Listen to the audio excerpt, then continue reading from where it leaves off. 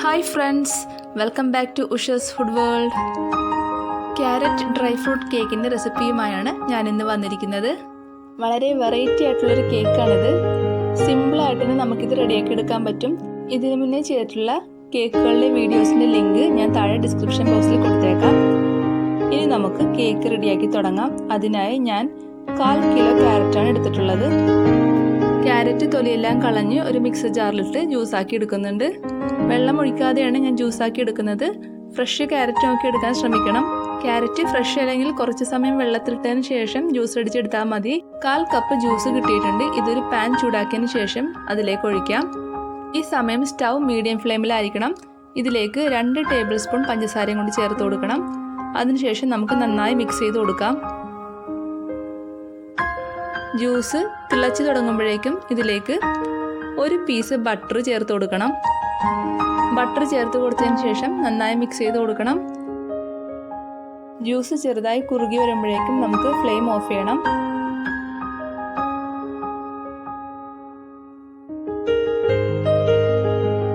Butter മുഴുവനായിട്ട് melt ആയിട്ടുണ്ട്. Juice ആവശ്യത്തിന് കുറുകിയിട്ടുണ്ട്. ഇനി ഫ്ലെയിം ഓഫ് ചെയ്യാം. ഇനി ഒരു മിക്സർ ജാറിലേക്ക് 2 കോഴിമുട്ട, 1/2 കപ്പ് പഞ്ചസാര,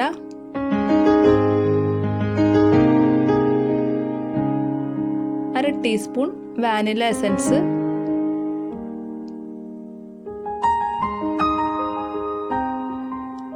1/4 കപ്പ് വെജിറ്റബിൾ ഓയിൽ,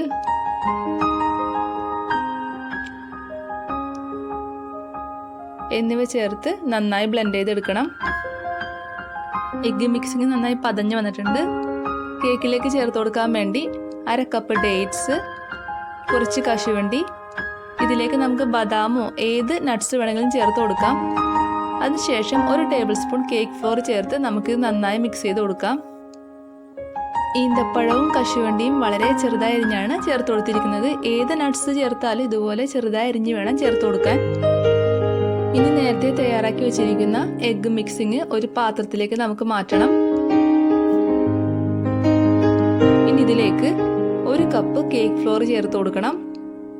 കേക്ക് ഫ്ലോറിൻ്റെ കൂടെ 1 ടീസ്പൂൺ ബേക്കിംഗ് പൗഡറും 1/2 ടീസ്പൂൺ ബേക്കിംഗ് സോഡയും മിക്സ് ചെയ്ത് വേണം ചേർക്കാൻ. ഇത് അരിച്ചിട്ട് വേണം ചേർത്ത് കൊടുക്കാൻ. കേക്ക് തയ്യാറാക്കുമ്പോൾ കേക്ക് ഫ്ലോർ ഉപയോഗിച്ച് തന്നെ തയ്യാറാക്കാൻ ശ്രദ്ധിക്കണം. കേക്ക് ഫ്ലോർ റെഡിയാക്കുന്ന വീഡിയോ ഞാൻ ഓൾറെഡി ചെയ്തിട്ടുണ്ട്. അത് കാണാത്തവർക്കായി ലിങ്ക് ഞാൻ താഴെ കൊടുത്തേക്കാം. മൈദ ഉപയോഗിച്ച് ഉണ്ടാക്കുന്ന കേക്കിനേക്കാളും വളരെ സോഫ്റ്റ് ആയിട്ടുള്ള കേക്ക് നമുക്ക് കേക്ക് ഫ്ലോർ ഉപയോഗിച്ച് ഉണ്ടാക്കിയാൽ കിട്ടും.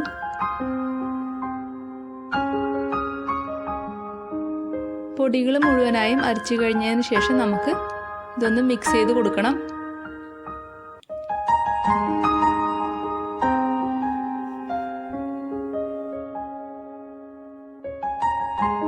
ആദ്യം മിക്സ് ചെയ്യുമ്പോൾ കുറച്ച് ടൈറ്റായിട്ട് തോന്നും. പൊടികളെല്ലാം നന്നായി മിക്സ് ചെയ്ത് കഴിഞ്ഞതിന് ശേഷം നേരത്തെ റെഡിയാക്കി വെച്ചിരിക്കുന്ന ക്യാരറ്റ് കാരമലൈസ് ചെയ്തത് ഇതിലേക്ക് ചേർത്ത് കൊടുക്കാം. ഇപ്പോൾ പൊടി നന്നായി മിക്സ് ആയിട്ടുണ്ട്. ഇനി നമുക്ക് ക്യാരറ്റ് കാരമലൈസ് ചെയ്ത് ഇതിലേക്ക് ചേർത്ത് കൊടുക്കാം. കുറച്ചായിട്ട് വേണം ചേർത്ത് കൊടുക്കാൻ. ഒറ്റയടിക്ക് മുഴുവനായിട്ടും ചേർത്ത് കൊടുക്കരുത്.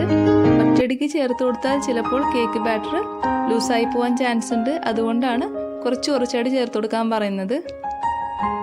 ഇനി നേരത്തെ റെഡിയാക്കി വെച്ചിരിക്കുന്ന ഡ്രൈ ഫ്രൂട്ട്സ് ഇതിലേക്ക് ഇട്ട് കൊടുക്കാം. അതിനുശേഷം ഇതൊന്ന് മിക്സ് ചെയ്ത് കൊടുക്കണം. മുഴുവൻ ക്യാരറ്റ് കാരമലും ഞാൻ ഇതിലേക്ക് ഒഴിച്ചിട്ടുണ്ട്. ഇതിപ്പോൾ കറക്റ്റ് ടെക്സ്ചർ ആയിട്ടുണ്ട്. ഇനി അടികട്ടിയുള്ള ഒരു പാത്രം സ്റ്റൗവിൽ 5 മിനിറ്റ് ലോ ഫ്ലെയിമിൽ പ്രീഹീറ്റ് ചെയ്യാൻ വേണ്ടി വെക്കണം.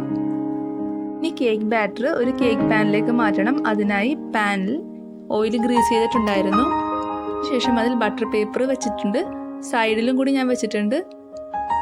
ഇനി ബാറ്റർ ഒഴിച്ചതിന് ശേഷം നമുക്ക് ഒന്ന് ടാപ്പ് ചെയ്ത് കൊടുക്കണം.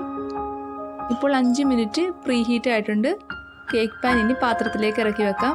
അതിനുശേഷം നമുക്ക് പാത്രം മൂടി വെക്കണം. മുടിയിൽ ഹോൾ ഉണ്ടെങ്കിൽ അതൊരു പേപ്പർ വെച്ച് നമുക്ക് കവർ ചെയ്യണം. സ്റ്റൗ ലോ ഫ്ലെയിമിൽ വെച്ച് കൊടുത്തതിന് ശേഷം 40 മുതൽ 45 മിനിറ്റ് വരെ നമുക്ക് കുക്ക് ചെയ്യണം. ടൂത്ത് പിക്കോ പപ്പടക്കമ്പിയോ കൊണ്ട് കുത്തുമ്പോൾ ഒട്ടിപ്പിടിക്കരുത്. അതാണ് അതിൻ്റെ കറക്റ്റ് പരുവം. കേക്ക് തണുത്തതിന് ശേഷം നമുക്കൊരു പാത്രത്തിലേക്ക് മാറ്റാം. ബട്ടർ പേപ്പർ എല്ലാം മാറ്റി കൊടുക്കാം. നമ്മുടെ കേക്ക് ഇവിടെ റെഡി ആയിട്ടുണ്ട്. വളരെ സോഫ്റ്റ് ആയിട്ടുള്ള കേക്കാണിത്. നമുക്കിനിത് മുറിച്ചെടുക്കാം. എല്ലാവർക്കും കേക്ക് ഇഷ്ടപ്പെട്ടെന്ന് വിചാരിക്കുന്നു. വീഡിയോ ഇഷ്ടമായെങ്കിൽ ഷെയർ ചെയ്യാനും ലൈക്ക് ചെയ്യാനും സബ്സ്ക്രൈബ് ചെയ്യാനും മറക്കരുത്.